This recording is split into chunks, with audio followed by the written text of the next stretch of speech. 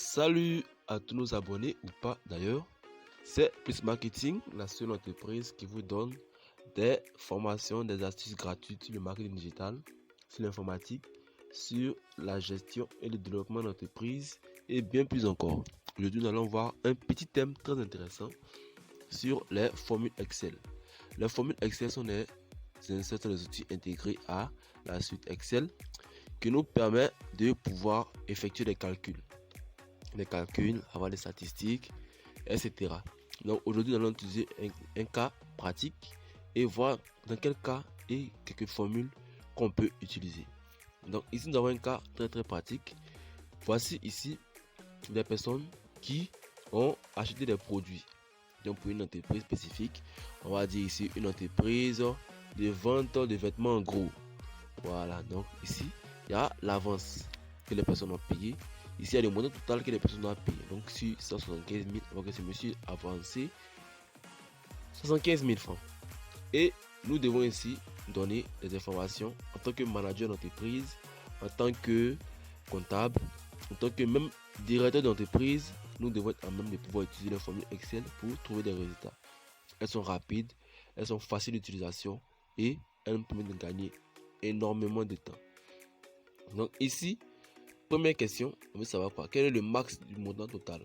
Donc voici tous les montants totaux qu'on a reçus ici. Et on veut savoir le max, le plus grand, c'est le maximum. Donc on va faire égal. Donc pour utiliser les formules, on va utiliser la touche égal. Lorsqu'on utilise égal, nous informons Excel que nous allons utiliser une formule. Donc égal, on va écrire max. Donc c'est la formule max qui donne le maximum. Nous allons utiliser. Donc, ici, pour chaque formule, il y a un petit test qui vous donne un peu son utilité, qui vous dit à quoi il sert en fait. Donc ici, on va prendre max. Tout ce qui est montant total sera sélectionné et on fait notre parenthèse. On appuie sur entrée. Ici, on voit qu'on a 300 000 francs qui est notre maximum. Donc ici, 300 000 francs. Donc on peut dire, bon, quelqu'un pourrait poser la question, pourquoi est-ce qu'on n'a pas regardé ici rapidement pour voir que c'est 300 000 francs au lieu de mettre égal, ouvrir parenthèse, MA, tout cela c'est compliqué. Mais s'il y avait 50 noms ici, s'il y avait 100 noms, 500 noms, on n'est pas passé toute la journée en train de regarder ici.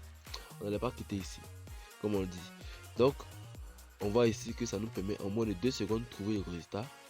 Qu'il y ait 500 noms ou qu'il y ait 2 noms. Donc ici, on va utiliser le maximum du montant avancé. Donc c'est la même chose, égal, max. On sélectionne f de x max, qui est la fonction maximum. Et là, on va prendre du côté des avancées. On va fermer la parenthèse.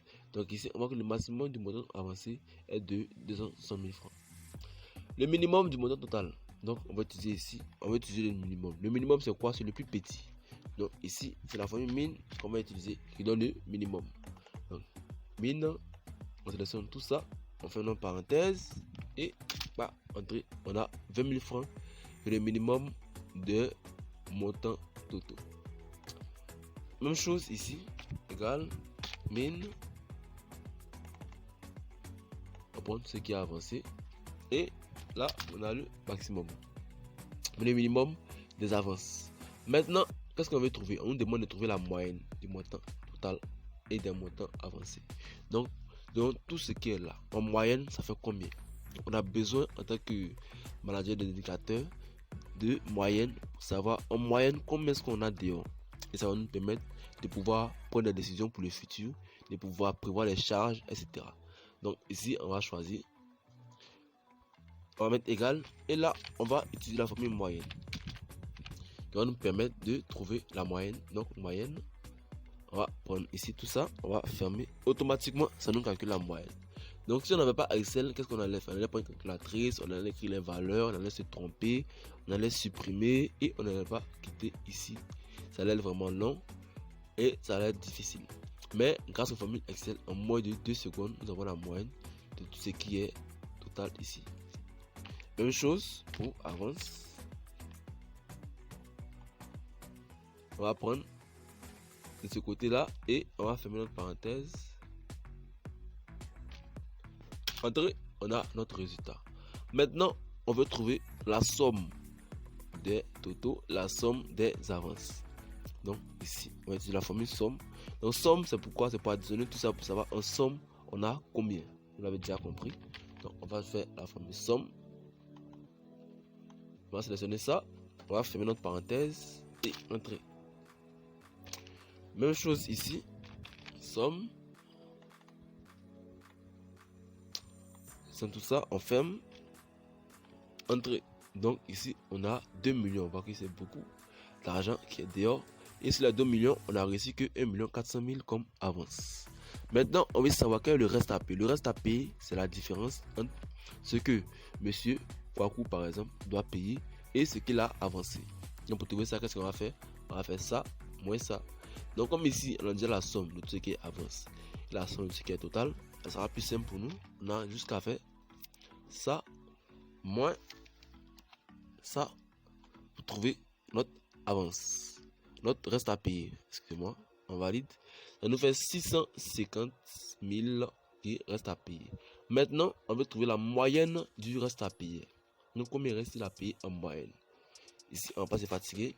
Ça va faire quoi? Reste à payer. Normalement, ça va faire le total du reste à payer ici, divisé par tout le nombre de personnes ici. On sera pas obligé de venir compter ici le nombre de personnes et on va faire une division.